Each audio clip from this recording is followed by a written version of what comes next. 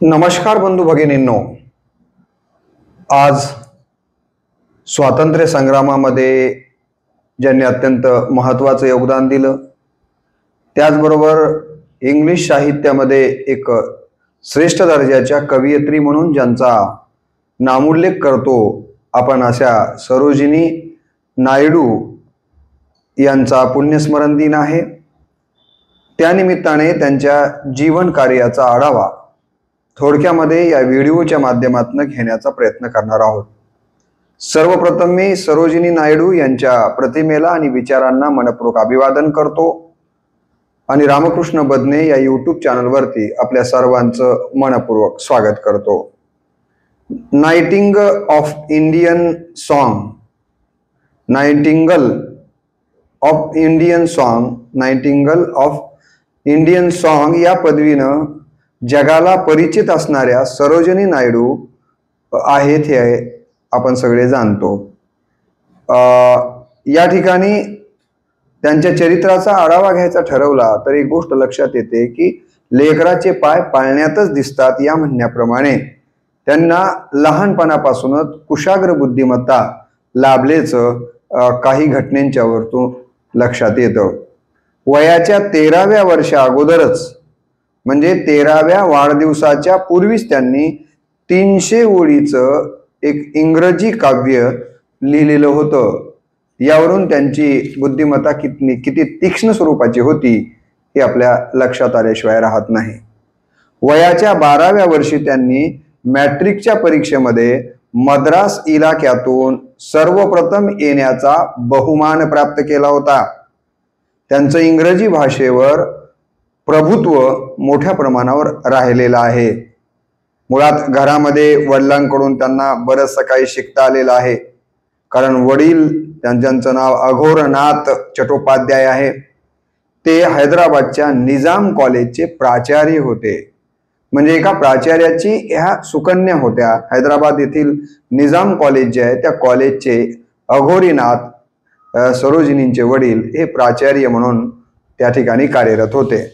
त्यांच्या वडिलांच्या घरी नेहमी विद्वानांची मैफल जमलेली असायची आणि या विद्वानांच्या मैफिलीमध्ये सरोजिनी लहानपणापासूनच सहभागी व्हायच्या आणि म्हणून या चर्चेचा परिणाम त्यांच्या बुद्धी विकसनावरती किंवा त्यांचा सर्वांगीण विकास होण्यासाठी निश्चितपणे झालेला आहे। अशा या सरोजिनींचा जन्म हैदराबाद येथे 17 फेब्रुवारी 1879 रोजी झालेला आहे। मुळात सरोजिनी यांच्या वडिलांचं गाव हे ब्रह्मपुरा हे होतं, जे पूर्व बंगालमधील आहे। एक आदर्श शिक्षण संस्था स्थापन करण्याचा मानस ठेवून त्यांचे वडील हैदराबाद या ठिकाणी आलेले होते। सरोजिनी यांना आपल्या वडिलांच्या बद्दल खूप अभिमान वाटत असायचा। हैदराबाद ही निजामांची त्या काळामध्ये राजधानी होती। इथे निजामाच्या राजशाही दरबार नेहमीच चालत असायचा। राजाच्या दरबारामध्ये अनेक चर्चा घडत असायच्या आणि दुसरा एक दरबार या हैदराबादमध्ये घडत होता, तो म्हणजे प्राचार्य अघोरनाथ चट्टोपाध्याय म्हणजे सरोजिनींचे वडील यांच्या घरी एक दरबार भरायचा। हा दरबार मात्र विद्वानांचा भरत असायचा आणि या विद्वानांच्या दरबारामध्ये छोट्या वयातली ही सरोजिनी या ठिकाणी सहभागी होत असायची। त्या चर्चेमध्ये आपलं देखील मत व्यक्त करत असायचे। या प्राचार्यांच्या घरी चालणाऱ्या चर्चेत नायडू हे देखील सहभागी होत असत आणि याच ठिकाणी तिथे सरोजिनी व या नायडूंची भेट झालेली आहे आणि या भेटीचंच रूपांतर पुढे प्रेमामध्ये झालेलं आहे झालं। आणि सरोजिनी जेव्हा नायडूंच्या प्रेमामध्ये पडल्या तेव्हा अवघ्या त्या 15 वर्षाच्या होत्या। म्हणजे वयाच्या 15व्या वर्षीच सरोजिनी ह्या नायडूंच्या प्रेमामध्ये पडलेले। आणि यांची भेट कुठंच होते तर आपल्याच वडिलांच्या घरी। नायडू हे या विद्वानांच्या चर्चेमध्ये सहभागी व्हायला डॉक्टरेट येत असायचे आणि त्याचा नेहमीच्या ओळखीचा परिणाम प्रेमामध्ये झालेला आहे। आपण पाहिलं तर तसं हे प्रेम आंतरजातीय अशा स्वरूपाचं आहे आणि आंतरप्रांतीय देखील असं प्रेम या दोघांचं राहिलेलं आहे। आई वडिलांना मुळात हा प्रेम विवाह मान्य नव्हता. वडिलांना असं वाटायचं की काही काळ मुलगी लहान आहे तोपर्यंत ती अशा पद्धतीनं प्रेमामध्ये राहील, पण नंतर निश्चितपणे त्यांचं हे दोघांचं प्रेम टिकणार नाहीये. परंतु असं मात्र झालेलं नाहीये. सरोजिनी ह्या लहानपणापासूनच विविध वृत्तपत्रांच्या मध्ये लेखन करत असायच्या. असं म्हणतात की निजामाने देखील त्या कालावधीमध्ये सरोजिनींच्या काव्याचं वर्णन केलेलं होतं, कौतुक केलेलं होतं. आणि ही मुलगी अत्यंत विद्वान आहे, हिला आपण परदेशी शिक्षणासाठी पाठवलं पाहिजे असा निजामानं निर्णय घेतलेला आहे आणि त्या दृष्टीनं प्रयत्न देखील केलेले आहेत. आणि मग पुढे सरोजिनी या इंग्लंडला, विदेशामध्ये लंडन या ठिकाणी शिकायला गेलेल्या आहेत. तिथं किंग्ज कॉलेजमध्ये काही काळ त्या शिकलेल्या आहेत. नंतर त्यांनी केम्ब्रिज गर्टन कॉलेजमध्ये प्रवेश घेतलेला आहे आणि अशा पद्धतीनं लंडनमध्ये त्यांनी 3 वर्षे शिक्षण घेतलं. परंतु प्रकृती बिघडायला लागल्यामुळं पदवीचं शिक्षण पूर्ण होण्याच्या पूर्वीच त्या परत भारतामध्ये वापस आलेल्या आहेत. त्यांच्या जीवनावरती इंग्रजी साहित्यातील शेली, किट्स, एडमंड गॉस यांच्या विचारांचा मोठा प्रभाव असलेला दिसतो. इंग्लंडमध्ये देखील आपल्या वडिलांच्या घरी जसे हैदराबादला विद्वानांच्या चर्चा घडायच्या आणि त्यांचा परिचय सरोजिनींना झाला, तसाच इंग्लंडमध्ये देखील मोठमोठ्या विद्वानांचा, साहित्यिकांचा सहवास सरोजिनींना लाभलेला आहे. सुरुवातीला त्या ज्या काही लेखन करायच्या, काव्यलेखन विशेषत्वानं, तर त्या विदेशी ढंगाचं काव्यलेखन करायच्या.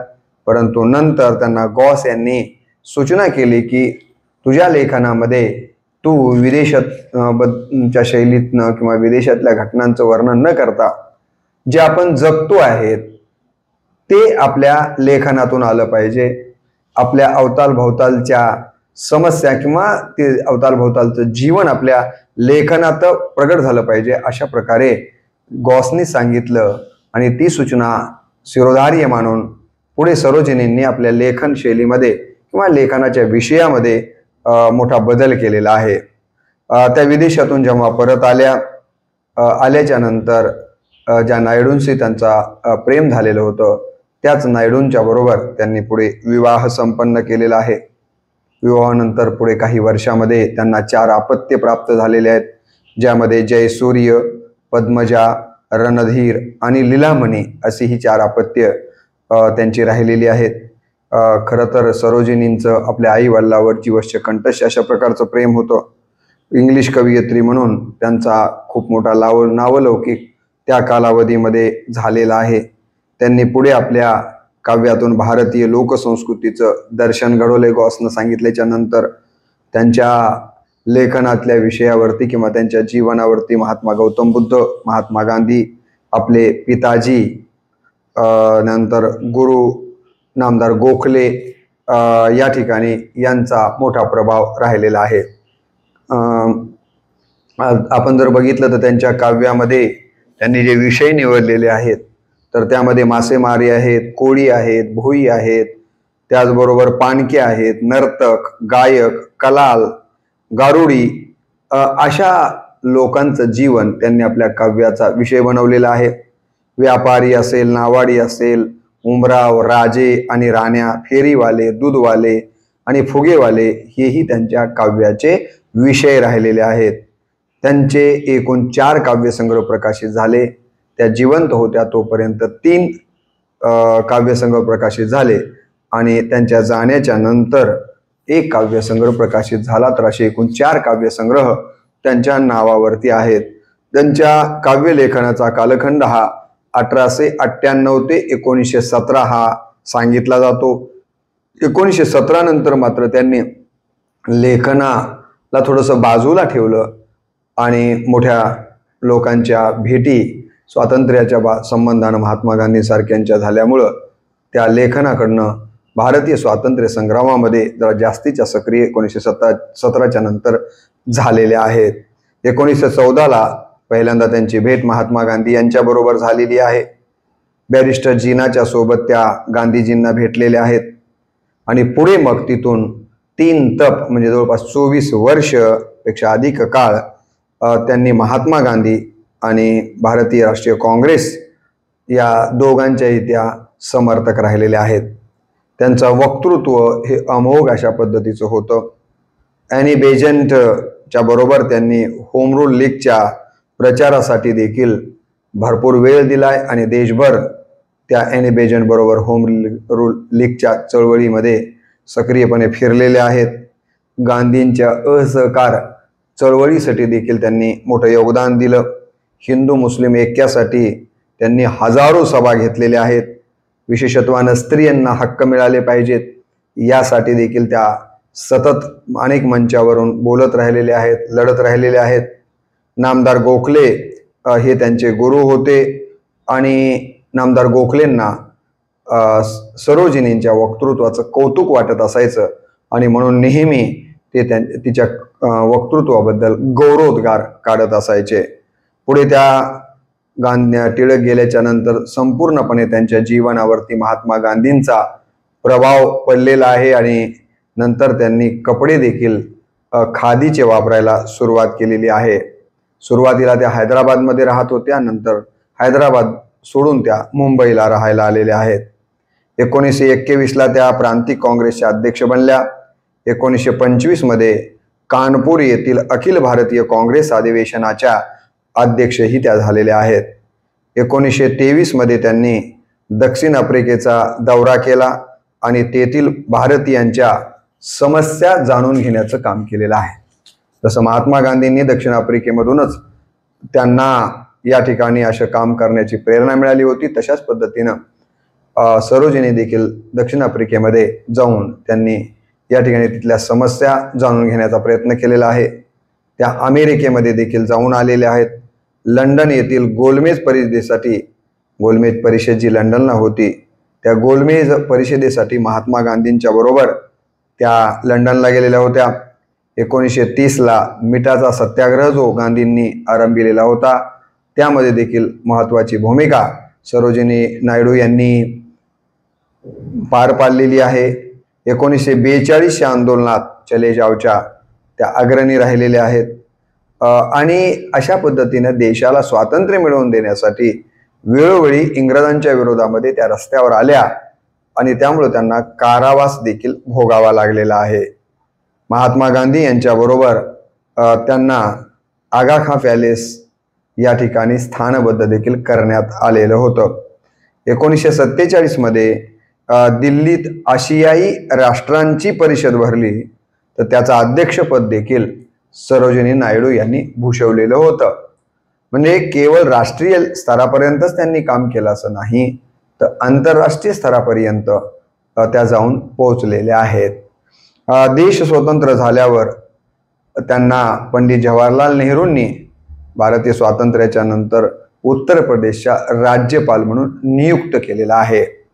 म्हणजे पहिल्या राज्यपाल होण्याचा सन्मान जर कोणाला मिळाला असेल तर तो सरोजिनी नायडू यांना मिळालेला आहे. आणि सरोजिनी नायडूंच्या सुकन्या पद्मजा याही नंतर गव्हर्नर म्हणून पुढे त्यांनी देखील काम केलेलं आहे. भारत पाकिस्तानची निर्मिती झाल्यामुळं त्या अत्यंत व्यथित झाल्या, कारण त्यांनी आयुष्यभर हिंदू मुस्लिम ऐक्य निर्माण करण्यासाठी प्रयत्न केले. बॅरिस्टर जिनांच्या सोबत देखील त्यांनी काम केलं, परंतु शेवटी व्हायचं ते झालं. हिंदू आणि मुसलमानांच्या मध्ये फूट पडली आणि या देशाचे 2 तुकडे झाले, भारत आणि पाकिस्तान. या गोष्टीमुळं त्या अत्यंत खिन्न झालेल्या आहेत. त्यांना खूप वाईट वाटलं आणि त्याच्यामध्येच आणखीन एक त्यांच्या मनाला हादरा देणारी घटना घडली, ती म्हणजे राष्ट्रपिता महात्मा गांधी यांचा खून करण्यात आला.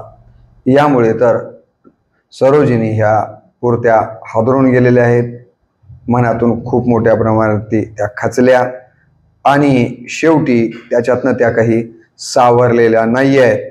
व 2 मार्च 1949ला अलाहाबाद उत्तर प्रदेश या ठिकाणी त्यांनी हे जग सोडून गेलेले आहेत. म्हणजे 2 मार्च हा त्यांचा पुण्यस्मरण दिन आहे. 2 मार्च 1949ला ते हे जग सोडून गेलेले आहेत. मी यापूर्वीच आपल्याला सांगितलं की ज्यांना महात्मा गांधींनी भारत कोकिळा अशा प्रकारचा पदवी दिलेली होती, त्यांच्या काव्यातले विषय या सगळ्या गोष्टी बघितल्या तर ही जी दिलेली पदवी आहे ती अत्यंत सार्थक अशाच पद्धतीची असं आपल्याला म्हणावं लागतं. त्यांना वाग्देवी प्रसन्न होती, वक्तृत्व अत्यंत श्रेष्ठ दर्जाचं त्यांच्याकडं होतं. आणि अशा या भारतीय स्वातंत्र्यासाठी आणि इंग्रजी साहित्यामध्ये काव्यलेखनात मोठं योगदान दिलेल्या, सामाजिक क्षेत्रामध्ये स्त्रियांच्या सबलीकरणासाठी सतत प्रयत्न करणाऱ्या आणि त्या कालावधीमध्ये आंतरजातीय विवाह करून या ठिकाणी पुरोगामित्व सिद्ध करणाऱ्या सरोजिनी नायडू यांच्या कार्याला आणि विचारांना पुनश्च एकदा आपल्या सर्वांच्या वतीनं मी मनपूर्वक अभिवादन करतो आणि याच ठिकाणी व्हिडिओला पूर्णविराम देतो. नमस्कार.